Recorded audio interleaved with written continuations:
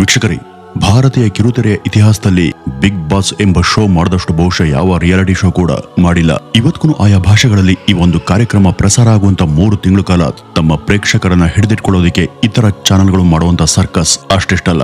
ಏಕೆಂದ್ರೆ 3 ತಿಂಗಳ ಕಾಲ ಈ ಒಂದು ಶೋ ಅನ್ನ ಬಿಟ್ಟು ಬಿಡದೆ ನೋಡುವಂತ ಪ್ರೇಕ್ಷಕ ವರ್ಗ ಹೊಂದಿದೆ. ಅದಷ್ಟಲ್ಲದೆ ಈ ಒಂದು ಕಾರ್ಯಕ್ರಮದ ಮೋಡಿ ಕೂಡ ಆ ರೀತಿ ಇರುತ್ತೆ.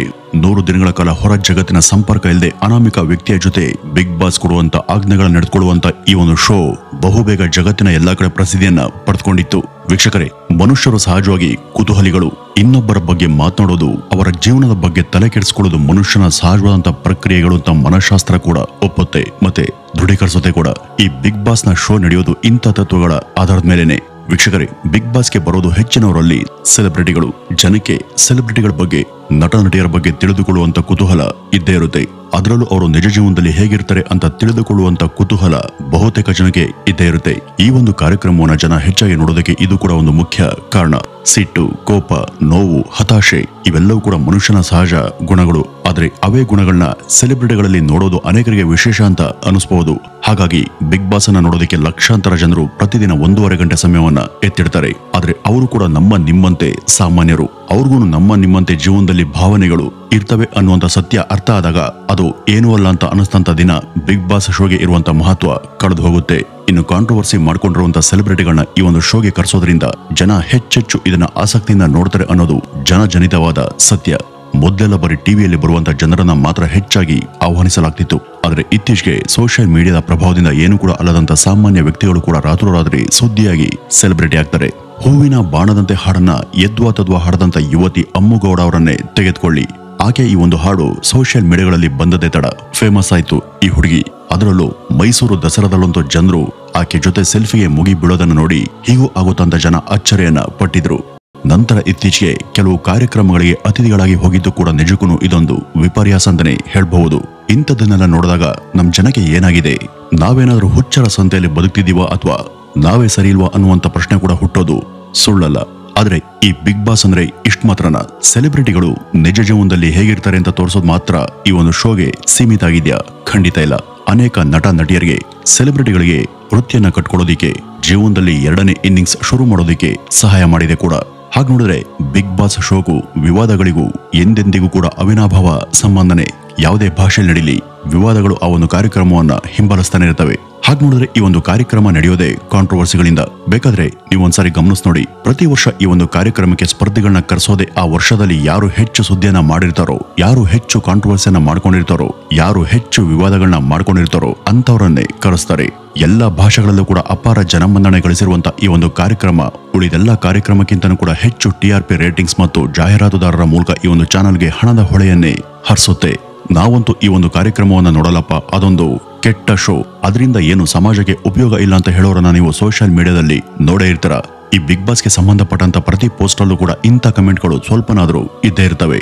ಆದ್ರೆ ಈ ರೀತಿ ಕಾಮೆಂಟ್ ಅನ್ನು ಹಾಕೋರು ಕೂಡ ಆ ಒಂದು ಶೋವನ್ನ ನೋಡೋದ್ರಲ್ಲಿ ಅವರೇ ಮೊದಲಿಗರು ಅನ್ನೋದು ಕೂಡ ಈಗ ರಹಸ್ಯವಾಗೇನು ಉಳಿದಿಲ್ಲ. ಹಿಂದಿಯಲ್ಲಿ ಶುರುವಾದಂತ ಈ ಒಂದು ಬಿಗ್ ಬಾಸ್ ಕನ್ನಡಕ್ಕೆ ಬಂದದ್ದು 2013ರಲ್ಲಿ. ಆವತ್ತಿಂದ ಇವತ್ತಿನವರೆಗೂ ಸ್ಟಾರ್ ನಟ ಸುದೀಪ್ ರವರೇ ಈ ಒಂದು ಕಾರ್ಯಕ್ರಮಕ್ಕೆ ನಿರೂಪಣೆ ಮಾಡ್ತಾ ಬಂದಿದ್ದಾರೆ. ಆರಂಭದಲ್ಲಿ ಸುವರ್ಣ ಚಾನೆಲ್ನಲ್ಲಿ ಬರ್ತಿದ್ದಂತ ಈ ಒಂದು ಕಾರ್ಯಕ್ರಮ 2 ಸೀಸನ್ಗಳ ನಂತರ ಕಲರ್ಸ್ ಚಾನೆಲ್ಗೆ ವರ್ಗಾವಣೆ ಆಗುತ್ತೆ. ಈ ಒಂದು ಕಾರ್ಯಕ್ರಮ ಎಷ್ಟರ ಮಟ್ಟಿಗೆ ಹವಾ ಮಾಡಿದೆ ಅಂದ್ರೆ, ಒಂದ್ಸಾರಿ ಈ ಒಂದು ಕಾರ್ಯಕ್ರಮದಲ್ಲಿ ಭಾಗವಹಿಸಿದ್ರೆ ಸಾಕು, ನಮ್ಮ ಲೈಫ್ ಸೆಟಲ್ ಆಗುತ್ತೆ ಅಂತ ಲಕ್ಷಾಂತರ ಜನರ ಮನಸ್ಸಲ್ಲಿ ಇವತ್ತು ಉಳಿದಿದೆ. ಅದಕ್ಕಾಗಿಯೇ ಪ್ರತಿ ಸೀಸನ್ಗೂ ಸಾವಿರಾರು ಜನರು ಈ ಒಂದು ಕಾರ್ಯಕ್ರಮದಲ್ಲಿ ಭಾಗವಹಿಸೋದಕ್ಕೆ ಅವಕಾಶಕ್ಕಾಗಿ ಹಾತೊರೆತಿರ್ತಾರೆ. 100 ದಿನಗಳ ಕಾಲ ನಿರಂತರ ಟಿವಿಯಲ್ಲಿ ಬರುವಂತ ಕಾರಣದಿಂದ ಜನರಿಗೆ ಪರಿಚಿತ ಆಗುವಂತ ಅಪೂರ್ವ ಅವಕಾಶ ಈ ಶೋದಿಂದ ದೊರೆಯುವಂತ ಕಾರಣದಿಂದ ಸ್ಪರ್ಧಿಗಳು ಹೊರಗಡೆ ಬಂದ ಮೇಲೆ ತಮ್ಮದೇ ಅದೃಷ್ಟ ಬದಲಾಗುತ್ತೆ ಅಂತ ನಂಬಿದ್ದಾರೆ. ಹಾಗಾದ್ರೆ ನಿಜವಾಗಿಯೂ ಬಿಗ್ ಬಾಸ್ಗೆ ಹೋಗಿ ಬಂದ್ರೆ ಅದೃಷ್ಟ ಬದಲಾಗುತ್ತಾ? ಇಲ್ಲಿವರೆಗೂ ಈ ದೊಡ್ಡ ಮನೆಗೆ ಹೋಗಿ ಬಂದಂತ ದೊಡ್ಡ ಸೆಲೆಬ್ರಿಟಿಗಳು ಯಾರ್ಯಾರು, ಅವರಲ್ಲಿ ಎಷ್ಟು ಜನರ ಬದುಕು ಅಲ್ಲಿಂದ ಬದಲಾಗಿದೆ? ಎಷ್ಟು ಜನ ಬಿಗ್ ಬಾಸ್ ನಿಂದ ಬದುಕನ್ನ ಕಟ್ಕೊಂಡಿದ್ದಾರೆ? ಎಷ್ಟು ಜನಕ್ಕೆ ಗೆದ್ದು ಬಂದ ಮೇಲೂ ಕೂಡ ಇದು ಜೀವನದಲ್ಲಿ ಏನೆಲ್ಲ ಬದಲಾವಣೆ ಮಾಡಿದೆ? ಎಷ್ಟು ಜನಕ್ಕೆ ಗೆದ್ದು ಬಂದ ಮೇಲೂ ಕೂಡ ಇದು ಜೀವನದಲ್ಲಿ ಏನೂ ಬದಲಾವಣೆ ಮಾಡಿಲ್ಲ? ಇಂಥ ಅನೇಕ ಪ್ರಶ್ನೆಗಳು ನಿಮ್ಮಲ್ಲೂ ಕೂಡ ಇರಬಹುದು. ವೀಕ್ಷಕರೇ, ಮೊದಲ ಸೀಸನ್ ಕನ್ನಡದ ಪ್ರೇಕ್ಷಕರಿಗೆ ವಿಶೇಷವಾಗಿದ್ದರಿಂದ ಅನೇಕ ಹೊಸತನಗಳು ಅದರಲ್ಲಿದ್ವು. ನಟ ವಿಜಯ ರಾಘವೇಂದ್ರ, ಅರುಣ್ ಸಾಗರ್, ತಿಲಕ್, ನಟಿ ಚಂದ್ರಿಕಾ, ಸಂಜನಾ ಗಲ್ರಾನಿ, ನರ್ಸ್ ವಿಜಯಲಕ್ಷ್ಮಿ, ಈ ರೀತಿ ಇನ್ನೂ ಮುಂತಾದವರು ಜನರಿಗೆ ಪರಿಚಯ ಇರುವಂತಹ ಮುಖಗಳಿಂದಲೇ ತುಂಬಿ ಹೋಗಿದ್ರು. ಈ ಒಂದು ಮೊದಲ ಸೀಸನ್ನಲ್ಲಿ ವಿಜಯಶಾಲಿಯಾಗಿದ್ದು ನಟ ವಿಜಯ ರಾಘವೇಂದ್ರ. ಬಹುಮುಖ ಪ್ರತಿಭೆ ಅರುಣ್ ಸಾಗರ್ ಅವರನ್ನ ರನ್ನರ್ ಅಪ್ ಮಾಡಲಾಗಿತ್ತು. ಇನ್ನು 2ನೇ ಸೀಸನ್ ಅಲ್ಲೂ ಕೂಡ ಬಿಗ್ ಬಾಸ್ ನ ಮನೆ ಅನೇಕ ಸೆಲೆಬ್ರಿಟಿಗಳಿಂದ ತುಂಬಿತ್ತು. ಖ್ಯಾತ ನಿರೂಪಕ ಅಕುಲ್ ಬಾಲಾಜಿ ಆ ಒಂದು ಸೀಸನ್ ಅನ್ನ ಗೆದ್ದು ಪ್ರಸಿದ್ಧಿಯಾಗಿದ್ರು. ಟಾಕಿಂಗ್ ಸ್ಟಾರ್ ಅಂತಾನೆ ಖ್ಯಾತಿಯಾಗಿದ್ದಂತ ಸೃಜನ್ ಲೋಕೇಶ್ ಅವರು ರನ್ನರ್ ಅಪ್ ಆಗಿದ್ರು. ಇನ್ನು 3ನೇ ಸೀಸನ್ ತುಂಬಾ ವಿಶೇಷವಾಗಿತ್ತು. ಅದಕ್ಕೆ ಕಾರಣ ಅಲ್ಲಿದ್ದಂತ ಸ್ಪರ್ಧಿಗಳು ಖ್ಯಾತ ನಟಿ ಶ್ರುತಿ, TV9 ಆಂಕರ್ ರೆಹಮಾನ್ ಸೇರಿದಂತೆ ಅನೇಕ ಸೆಲೆಬ್ರಿಟಿಗಳ ಜೊತೆಗೆ ಹುಚ್ಚ ವೆಂಕಟ್ ಎಂಬ ವಿಚಿತ್ರ ವ್ಯಕ್ತಿ ಆ ಒಂದು ಶೋನಲ್ಲಿ ಇದ್ರು. ಅಲ್ಲಿ ಅವರು ಇರುವಷ್ಟು ದಿವಸ ಜನರಿಗೆ ಭರ್ಜರಿ ಮನರಂಜನೆಯನ್ನೇ ಕೊಟ್ಟಿದ್ರು. ಆದ್ರೆ ಕೊನೆಗೆ ಗಾಯಕ ರವಿ ಮುರೂರ್ ಮೇಲೆ ವಾರಾಂತ್ಯದಲ್ಲಿ ಸುದೀಪ್ ಅವ್ರ ಜೊತೆ ಮಾತನಾಡುತ್ತಿರುವಾಗಲೇ ಮುಖಕ್ಕೆ ಹೊಡೆದು ಬಿಗ್ ಬಾಸ್ ನ ಶೋ ಇಂದ ಹೊರಬಿದ್ದಿದ್ರು. ಹಾಗೆ ನೋಡಿದ್ರೆ ಈ ರೀತಿ ತಮ್ಮ ಪ್ರತಿಸ್ಪರ್ಧಿಯೊಬ್ಬನಿಗೆ ಹೊಡೆದು ಎವಿಕ್ಟ್ ಆಗಿದ್ದು ಬಿಗ್ ಬಾಸ್ ನ ಇತಿಹಾಸದಲ್ಲಿ ಮೊದಲ ಬಾರಿ. ಕೊನೆಗೆ ಈ ಒಂದು ಸೀಸನ್ ನಲ್ಲಿ ನಟಿ ಶ್ರುತಿ ಅವರು ವಿಜಯಶಾಲಿ ಆದ್ರೆ ನಟ ಚಂದನ್ ರನ್ನರ್ ಅಪ್ ಆಗಿದ್ರು. ಇನ್ನು 4ನೇ ಸೀಸನ್ ನಲ್ಲಿ ಜನಸಾಮಾನ್ಯರಿಗೂ ಬಿಗ್ ಬಾಸ್ ಶೋಗೆ ಆಹ್ವಾನವನ್ನ ಕೊಡಲಾಗಿತ್ತು. ನಟ ಮತ್ತು ನಿರ್ದೇಶಕ ಪ್ರಥಮ್ ಅವರು ಆ ಒಂದು ಶೋನಲ್ಲಿ ಸಾಮಾನ್ಯರ ಕೋಟಾದಲ್ಲಿ ಪ್ರವೇಶವನ್ನ ಪಡೆದಿದ್ರು. ಅಷ್ಟೇ ಅಲ್ಲದೆ ಜನರ ಹೃದಯ ಗೆದ್ದು ಆ ಒಂದು ಸೀಸನ್ ನ ವಿನ್ನರ್ ಕೂಡ ಆಗಿದ್ರು. ಇನ್ನು ಈ ಒಂದು ಸೀಸನ್ ನಲ್ಲಿ ಪ್ರಥಮ್ ವಿನ್ನರ್ ಆದ್ರೆ ರನ್ನರ್ ಅಪ್ ಆಗಿದ್ದು ಕಿರಿಕೀರ್ತಿ ಅವರು. ಅದಲ್ಲದೆ ತಾನು ಗೆದ್ದಂತ ಅಷ್ಟು ಹಣವನ್ನು ಕೂಡ ಸಮಾಜ ಸೇವೆಗೆ ಕೊಡ್ತೀನಿ ಅಂತ ಸ್ಟೇಜ್ ಮೇಲೇನೆ ಪ್ರಥಮ್ ಘೋಷಣೆ ಮಾಡಿದ್ರು. ಅದರಂತೆ ತಮ್ಮ ಜಿಲ್ಲೆಯ ಅನೇಕ ಮಹಿಳೆಯರಿಗೆ ಸಹಾಯ ಮಾಡಿ ಸ್ವಾವಲಂಬಿ ಬದುಕನ್ನು ಕಟ್ಕೊಳ್ಳೋದಕ್ಕೆ ಸಹಾಯ ಕೂಡ ಮಾಡಿದ್ರು. ಇನ್ನು 5ನೇ ಆವೃತ್ತಿಯಲ್ಲಿ ಚಂದನ್ ಶೆಟ್ಟಿ ಗೆದ್ರೆ ದಿವಾಕರ್ ರನ್ನರ್ ಅಪ್ ಆಗಿದ್ರು. ಇನ್ನು 6ನೇ ಸೀಸನ್ ನಲ್ಲಿ ಯುವ ರೈತ ಶಶಿಕುಮಾರ್, 7ನೇ ಸೀಸನ್ ನಲ್ಲಿ ಶೈನ್ ಶೆಟ್ಟಿ ಮತ್ತೆ 8ನೇ ಸೀಸನ್ ನಲ್ಲಿ ಮಂಜು ಪಾವಗಡ ಗೆದ್ರೆ ಅರವಿಂದ್ ಕೆಪಿ ರನ್ನರ್ ಅಪ್ ಆಗಿದ್ರು.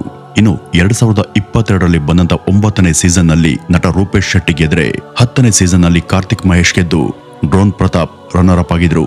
ಇನ್ನು ತೀವ್ರ ಕುತೂಹಲ ಕೆಳಿಸಿದಂತ ಕಳೆದ ವರ್ಷದ 11ನೇ ಸೀಸನ್ ಪ್ರಸಿದ್ಧ ಗಾಯಕ ಹನುಮಂತ ಗೆದ್ಕೊಂಡ್ರೆ ನಟ ತ್ರಿವಿಕ್ರಮ್ ರನ್ನರ್ ಅಪ್ ಆಗಿದ್ರು. ಇನ್ನು ಈ ಬಿಗ್ ಬಾಸ್ ನಲ್ಲಿ ಪ್ರಣಯ ಪ್ರಸಂಗಗಳಿಗೆ ಕಡಿಮೆ ಏನಿರಲಿಲ್ಲ.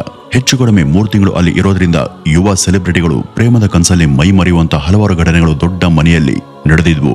ಹಾಗೆ ಬಿಗ್ ಬಾಸ್ ನ ಮನೆಯಲ್ಲಿ ಪ್ರೀತಿಯಲ್ಲಿ ಬಿದ್ದಂತ ಅನೇಕ ಜೋಡಿಗಳು ನಿಜ ಜೀವನದಲ್ಲೂ ಕೂಡ ಅದನ್ನ ಮುಂದುವರಿಸಿಕೊಂಡು ಮದುವೆಯಾಗಿದ್ದಾರೆ. ಕನ್ನಡದ ಪ್ರಸಿದ್ಧ ರಾಪರ್ ಚಂದನ್ ಶೆಟ್ಟಿ, ನಟಿ ನಿವೇದಿತಾ ಗೌಡ ಕೂಡ ಅವರಲ್ಲಿ ಪ್ರಮುಖರು.